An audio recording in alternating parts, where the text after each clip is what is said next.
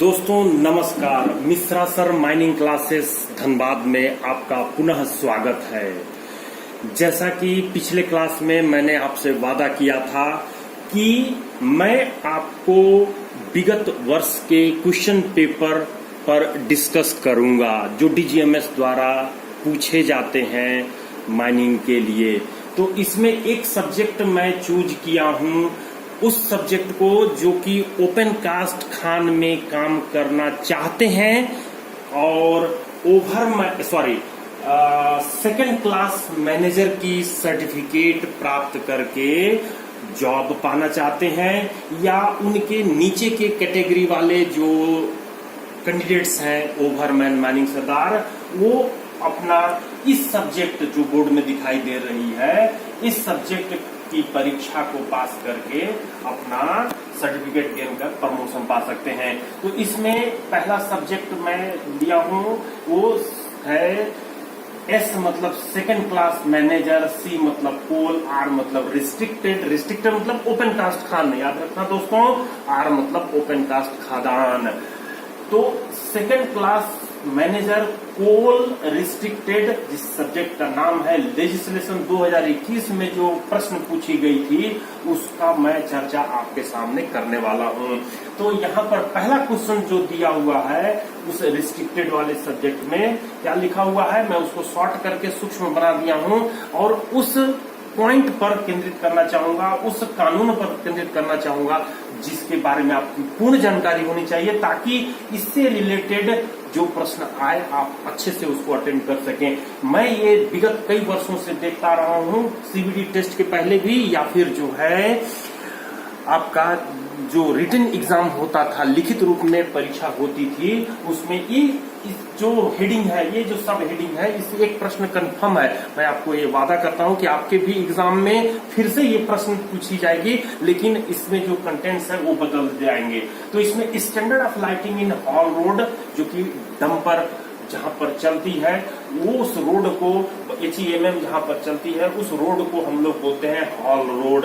और hall road में lighting का स्टैंडर्ड क्या है, प्रकाश रखने का स्तर क्या है, जिसके बारे में डीजीएमएस ने एक कानून का एक नंबर दे करके उसको बीच बीच में जनरेट करती रहती है। GSR 804, जी मतलब की जनरल, S मतलब की स्टेचुटरी, R मतलब की रूल। जनरल स्टेचुटरी रूल 804 जो कि 1975 में प्रकाशित की थी, जिसका मैं मेरे नोट्स जो कि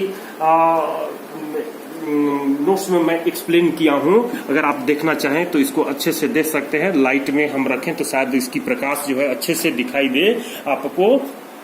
तो ये जो है जो दिया हुआ है इसमें आप देख सकते हैं।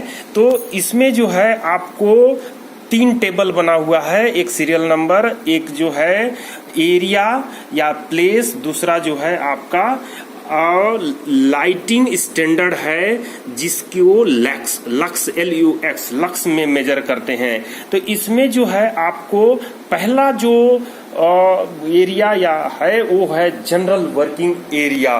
जनरल वर्किंग एरिया में आप देख रहे हैं कि 0.2 लक्स, जो कि वो लेवल ऑफ सरफेस के अगेंस्ट की लाइटिंग पड़नी चाहिए। उसी तरह से HEMM वर्किंग एरिया में 10 भी मतलब कि वर्टिकल लाइट आपको देनी है और H मतलब कि हॉरिजॉन्टल लाइट देनी है। तो इस तरीके से 10 वर्टिकल रहेगी और 5 हॉरिजॉन्टल रहेगी। और फिर तीसरी नंबर में ड्रिलिंग रिग एरिया है जिसमें 10 लक्स वर्टिकल की रहेगी। चौथी में जो है ट्रैक्टर या बुलडोजर, जिसको हम लोग डोजर मूवमेंट एरिया भी बोलते हैं, उसमें 10 एट लेवल ऑफ रोड रहेगी। 5वें नंबर में मैनुअल वर्किंग एरिया है जो कि 10 लक्स वर्टिकल और 5 लक्स हॉरिजॉन्टल रहेगी। लोडिंग अनलोडिंग ट्रांसफर एरिया में 3 लक्स हॉरिजॉन्टल रहेगी। ऑपरेटर केबिन में 30 लक्स हॉरिजॉन्टल रहेगी, जो कि जमीन के लेवल में रहेगा। फिर 8वीं में जो है hand picking area along conveyor belt में 50 लक्स रहेगा कन्वेयर लेवल में। हॉल रोड में यहाँ पर दिया है 0.5 से 3H और बेंच टू बेंच जो फुटपाथ लोगों के चलने की जगह रहती है उसमें 3 लक्स हॉरिजॉन्टल की जरूरत पड़ती है। और ये जो 11वां और आखिरी नंबर में है परमानेंट पाथ जिसमें 1 लक्स हॉरिजॉन्टल की जरूरत पड़ती है। तो ये मिनिमम लाइट की इंटेंसिटी है जो कि 804 GSR जो 1975 में दी गई थी TGMS द्वारा, जनरल स्टेचुटरी रूल के द्वारा। स्टेचुटरी मतलब आप लोग जानते ही हैं, स्टेचुटरी मतलब कानून। अब हम लोग इस प्रश्न के तहत जो मैंने आपको पढ़ा था, हॉल रोड में जो लक्स की स्टैंडर्ड है वो है 0.5 से 3 लक्स हॉरिजॉन्टल के बीच में। तो ये चारों ऑप्शन आपके बदल सकते हैं, लेकिन ये जो मैं 11 पॉइंट पढ़ा हूं इसको आपको ध्यान में रख लेना होगा, तभी इसी 11 में से किसी एक का आपसे प्रश्न रिस्ट्रिक्टेड के लिए पूछी जाएगी। अनरिस्ट्रिक्टेड वालों के लिए जो कि अंडरग्राउंड में स्टैंडर्ड ऑफ लाइटिंग की भी चर्चा हम लोग देख सकते हैं, करेंगे अगले क्लास में। फिर क्वेश्चन नंबर 2 है स्पेसिंग। स्पेसिंग जो कि एक वर्ड है, इसका मतलब पूछ रहा है प्रश्न में कि स्पेसिंग का तात्पर्य क्या होता है। दोस्तों, ओपन कास्ट माइंड में जो हम लोग ड्रिलिंग ब्लास्टिंग करते हैं, उस ड्रिलिंग ब्लास्टिंग का जो पैटर्न है उसमें मैं एक आपको पिक्चर बना करके दिखाना चाहूंगा कि ड्रिलिंग ब्लास्टिंग में, मेरी स्केच यहाँ पर है, ड्रिलिंग ब्लास्टिंग की जो पैच होती है उसमें एक होल से दूसरे होल के बीच की दूरी को हम लोग बोलते हैं स्पेसिंग, और एक लाइन से दूसरे लाइन के बीच की दूरी को हम लोग बोलते हैं बर्डन। ये बोलते हैं बी फॉर बर्डन। या फेस से प्रथम लाइन के बीच की दूरी को हम लोग बोलते हैं बर्डन, और एक लाइन में 2 होल के बीच की दूरी को बोलते हैं स्पेसिंग। Very good. अब हम लोग जो है ये नेक्स्ट प्रश्न को देखना चाहेंगे, लेकिन ये ड्रिलिंग पैटर्न के तहत ये आता है जिसमें हम लोग और भी इसके डिटेल्स जानकारी हासिल करेंगे। ड्रिलिंग पैटर्न में 3 ही चीज आपको ध्यान में रखनी है। पहली चीज स्पेसिंग, दूसरी चीज बर्डन, और तीसरी चीज होल की डेप्थ के साथ उसकी डायमीटर। तो ये जब हम लोग ड्रिलिंग पैच में निर्णय कर लेते हैं जो कि रॉक के, पत्थर के मजबूती के आधार पर डिसाइड किया जाता है कि एक होल से दूसरे होल के बीच की दूरी कितनी होगी, एक लाइन से दूसरे लाइन के बीच की दूरी कितनी होगी, होल की गहराई कितनी होगी जो कि बेंच के हाइट के से अधिक नहीं रखी जाती है, होल का डायमीटर क्या रखा जाएगा जो कि लेवल ऑफ मैकेनाइजेशन के आधार पर डिसाइड किया जाता है। दोस्तों, नेक्स्ट प्रश्न की ओर आगे बढ़ते हैं। तो तीसरी प्रश्न 2021 में पूछी गई थी सेकंड क्लास मैनेजर के पोल के रिस्ट्रिक्टेड में, वो है overall slope angle. Overall slope angle क्या होता है? जब डेप्थ जो है, गहराई जो है धरती से, सरफेस से जब बढ़ती जाती है ओपन कास्ट खदान की, तो ओवरऑल स्लोप एंगल क्या होता है? बढ़ता है, घटता है, इंक्रीज होता है, डिक्रीज होता है, कांस्टेंट रहता है, ऐसा करके प्रश्न पूछा हुआ है। तो इसमें जो डेप्थ है जब बढ़ती है, मैं एक पिक्चर द्वारा आपको बताना चाहूंगा कि जो ओवरऑल एंगल ऑफ स्लोप होता क्या है। ओवरऑल एंगल ऑफ स्लोप जब हम ओवरबर्डन बेंच की बात करते हैं, ओवरबर्डन बेंच मतलब कि इस तरीके से ओपन कास्ट खदान में बेंच बनती है, इस पॉइंट को, जो कॉर्नर वाली पॉइंट है, इसको बोलते हैं क्रेस्ट, CREST, क्रेस्ट बोलते हैं। और ये जो नीचे वाली जो पॉइंट होती है उसको बोलते हैं टो। टो मतलब कि पैर की अंगूठा, और क्रेस्ट मतलब कि चोटी। तो क्रेस्ट और टो की जो पॉइंट है उसको मिलाने वाली एक हॉरिजॉन्टल, एक जो स्ट्रेट लाइन है, वो स्ट्रेट लाइन हॉरिजॉन्टल लाइन के साथ जो एंगल बनाती है, जिसको हम अगर थीटा कहें, यही थीटा जो है कहलाती है ओवरऑल स्लोप एंगल। जैसे जैसे आप पिक्चर ड्रॉ करके देखेंगे कि जैसे जैसे गहराई बढ़ती जाएगी, इनकी बेंच की संख्या इंक्रीज होती जाती है, जब हम लोग नीचे की ओर जाते हैं तो ये जो लाइन है वो धरती की ओर झुकती जाती है, and overall angle of slope decrease होती जाती है। ये आप प्रैक्टिकली बना करके अपने कॉपी में ट्राई कर सकते हैं। तो इस तरह से इसकी आंसर जो होगी वो डिक्रीज होगी, घटेगी। अब हम लोग नेक्स्ट क्वेश्चन की ओर जाते हैं, ओवरऑल एंगल ऑफ स्लोप की तरफ, जिसकी चर्चा आप अगर कहें देखें तो मैं इस अपने नोट्स में मेंशन कर चुका हूं कि ये जो ओवरऑल एंगल ऑफ स्लोप है, ओवरऑल एंगल ऑफ स्लोप जो है ये रेगुलेशन कौन से में दिया हुआ है, रेगुलेशन 106 में दिया, मैं यहाँ पर बोर्ड में नहीं लिख पाया हूँ, रेगुलेशन 106 में दिया हुआ है। ओवरऑल एंगल ऑफ स्लोप की बात रेगुलेशन 106 में दिया हुआ है, रेगुलेशन 106 में दिया है, जो कि किस रेगुलेशन कौन से सीएमआर किसकी बात करते हैं, सीएमआर 2017 की बात करते हैं, उसके रेगुलेशन 106 में चर्चा की गई है। अब हम नेक्स्ट क्वेश्चन पर आते हैं। नेक्स्ट क्वेश्चन है question number 4, explosive is used in hot strata, यानी कि जब धरती के अंदर कोयले में आग लग जाती है तो वहां का आग के प्रभाव से वहां का क्षेत्र गर्म रहता है, हॉट रहता है, जिसको हॉट स्टार्टा बोलते हैं। उसमें हमको अगर बारूद यूज करनी है तो इसके लिए रेगुलेशन 202 जो कि कोल माइंस रेगुलेशन 2017 का ही रेगुलेशन 202 में मेंशन किया हुआ है। क्या मेंशन किया हुआ है, उसको डीजीएमएस यानी कि director general of mine safety तैयार किए हुए हैं। वो जीएसआर 986 के तहत मेंशन किया हुआ है कि इसमें हम लोग स्लरी और इमल्सन के अलावा कोई दूसरी बारूद यूज नहीं करते हैं। तो आपको ध्यान रखना है कि हॉट स्टार्टा में स्लरी और इमल्सन बारूद ही यूज करना है। तो दोस्तों, माइनिंग सरदार के जो कैंडिडेट्स हैं जो ओपन कास्ट में काम करना चाहते हैं या सर्टिफिकेट गेन करना चाहते हैं या ओवरमैन वाले कैंडिडेट हैं या बाकी जो अदर क्लासेस वाले कैंडिडेट हैं वो ध्यान रखेंगे। दूसरी बात, नेक्स्ट क्वेश्चन पर आते हैं हम लोग। क्वेश्चन नंबर 5 है, corner and bands of hall road. जब हॉल रोड का निर्माण करते हैं तो इसके लिए डीजीएमएस ने सर्कुलर तैयार किया था, लेकिन 2017 के बाद यही सर्कुलर अब कानून के रूप में आ गई है, जो कि कानून नंबर मैं यहाँ पर मेंशन नहीं किया हूँ, लेकिन यहाँ पर मैं अपने नोट्स में मेंशन किया हूँ। हॉल रोड, ये जो है हॉल रोड में traffic rule regulation 109, traffic rule जो कि रेगुलेशन 109 के तहत है। तो ये रेगुलेशन 109 के तहत है। मैं ये ओवरऑल एंगल ऑफ स्लोप को मिटा देता हूँ थोड़ी देर के लिए, ओवरऑल एंगल ऑफ स्लोप, ताकि थोड़ी पिक्चर बना करके आपको समझाने में मदद मिल सके। तो यहाँ पर जो है ये मैंने मिटा दिया। अब ये देखिएगा कि corner and bands of hall road पर जो डिस्टिंक्ट विजन है, यहां पर देखिएगा distinct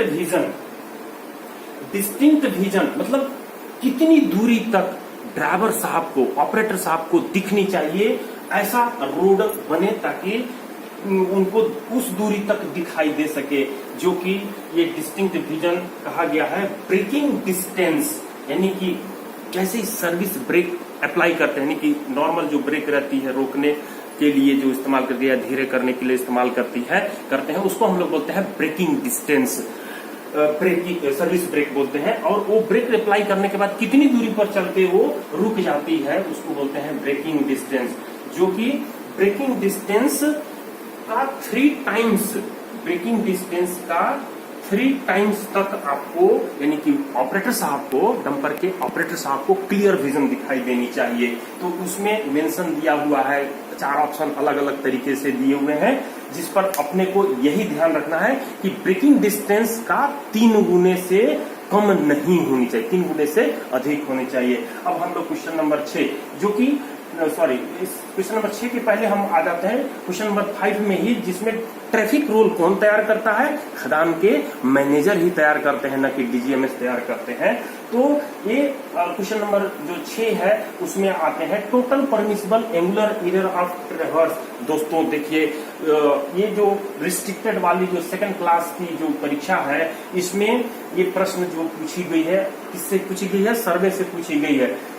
permissible angular error traverse के लिए कितना है, तो ये है आंसर में 30√n सेकंड है, जहां पे n जो है नंबर ऑफ ऑब्जर्विंग स्टेशन है। क्वेश्चन नंबर 7 जो है वो कहता है गोफ का डेफिनेशन, जो कि कोल माइंस रेगुलेशन 2017 के regulation number sub regulation number 2 के sub regulation number sub regulation ZE में जो है क्लियर किया हुआ है। ZE में क्या लिखा हुआ है गोफ का दोस्तों डेफिनेशन? भूमिगत भाग का वह एरिया जहां पर कोयले का पिलर या पिलर का कोई भाग काटा जा चुका है, या लॉन्ग वॉल माइनिंग से अगर वर्किंग कर रहे हैं तो लॉन्ग वॉल माइनिंग से वर्किंग करते समय वह एरिया जहां से कोयले को निकाला जा चुका है परंतु जो काम की जगह नहीं है। ये पूरी डेफिनेशन हुई आपकी गोफ की। फिर से मैं एक बार रिपीट करना चाहता हूं, भूमिगत भाग का वह एरिया जहां से पिलर का कोई भाग काटा जा चुका है या लॉन्ग वॉल माइनिंग से अगर वर्किंग कर रहे हैं तो कोयला वहां से निकाला जा चुका है परंतु जो काम की जगह नहीं है। वो गोफ की डेफिनेशन है। उस गोफ की डेफिनेशन में इधर उधर शब्दों को पलट करके पूछने का प्रयास किया है। दोस्तों आपको रेगुलेशन जो 2 है, जो डेफिनेशंस है, उसके सभी डेफिनेशंस आपको याद रखने होंगे अगर आप ओवरमैन माइनिंग सरदार सेकंड क्लास का एग्जाम देना चाहते हैं तो। खास करके सेकंड क्लास में आपको तो सब कुछ याद रखना ही पड़ेगा उसके डेफिनेशंस। अब हम लोग आते हैं आखिरी क्वेश्चन नंबर 8 में, explosive used in open cast mine for solid blasting. Explosive used in open cast mine for solid blasting, ये क्वेश्चन में थोड़ी गड़बड़ हो गई है। ये explosive used in open cast mine नहीं होनी चाहिए, एक्सप्लोसिव यूज्ड इन अंडरग्राउंड होना चाहिए। सॉलिड ब्लास्टिंग उसी में चर्चा होती है। तो हम लोग जो एक्सप्लोसिव अंडरग्राउंड माइंस में यूज करते हैं, जो डीजीएमएस परमिशन देती है, वो P5 एक्सप्लोसिव है जी दोस्तों। ये क्वेश्चन नंबर 8 था। क्वेश्चन नंबर 9 के लिए मेरे पास बोर्ड में जगह नहीं बची, लेकिन क्वेश्चन नंबर 9 जो है कहता है डिस्टेंस, यानी कौन सी distance? Minimum distance from water logged area. Minimum distance from, थोड़ा सा हम अगर इसको दिखाने का प्रयास करें यहाँ पर, water logged area, minimum distance from water logged area for updating a plan by surveyor. तो सर्वेयर द्वारा, दोस्तों थोड़ा मेरे तरफ फोटो कीजिए दोस्तों, सर्वेयर द्वारा जो प्लान को अपडेट करने की बात की जा रही है कि वाटर से भरी हुई एरिया की ओर हम लोग काम करते हुए बढ़ते जाते हैं, तो वह कौन सी दूरी है जिसके बाद उनको प्लान को अपडेट करते रहना पड़ता है। ये रेगुलेशन यहाँ पर मैं अपने नोट्स में लिखा हूं कि रेगुलेशन 53 है, जिसमें सर्वेयर की ड्यूटी और रिस्पॉन्सिबिलिटी दी गई है दोस्तों। उसमें मेंशन किया है कि वो डिस्टेंस पहले 75 मीटर थी, अब उसको कर दिया गया है 120 मीटर दूरी पर। जैसे ही हमारी वर्किंग पहुंचती है पानी भरे वाले एरिया से, तब हम उसको जो है अपडेट करना प्लान को प्रारंभ करते हैं। फिर नेक्स्ट क्वेश्चन है दोस्तों, सिग्नलिंग सिस्टम। तो एक रैप जब बजाते हैं, एक घंटी जब बजाते हैं, तो उस सिग्नलिंग सिस्टम का क्या तात्पर्य होता है? जनरली एक घंटी का मतलब रोको ही होता है, लेकिन ऑप्शन में दिया हुआ है, option number A stop, option number B raise मतलब ऊपर उठाना, ऑप्शन नंबर डी लोअर यानी कि नीचे करना, option D none of the above. तो ये प्रश्न पर ध्यान रखिएगा कि 1 घंटी का मतलब क्या होता है, स्टॉप।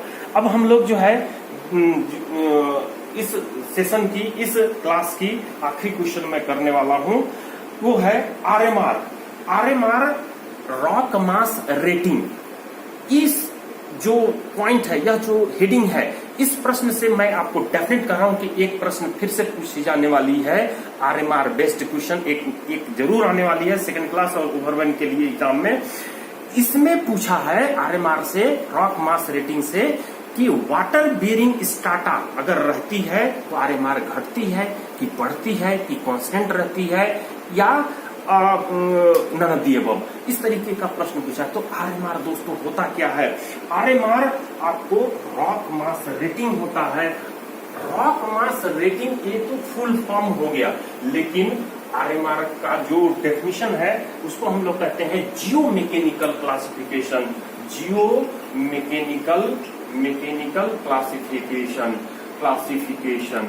तो ये क्या है जियो मैकेनिकल क्लासिफिकेशन? यानी कि जो भूगर्भीय यांत्रिक विभाजन है, रॉक का, पत्थर का हम विभाजित करते हैं उसके ताकत के हिसाब से, जिसके लिए 5 पैरामीटर डिसाइड किए गए हैं। 5 पैरामीटर डिसाइड किए गए हैं, 5 पैरामीटर। और वो 5 पैरामीटर 2, 3, 4, 5 जिस पर रैंकिंग दिया हुआ है, और उस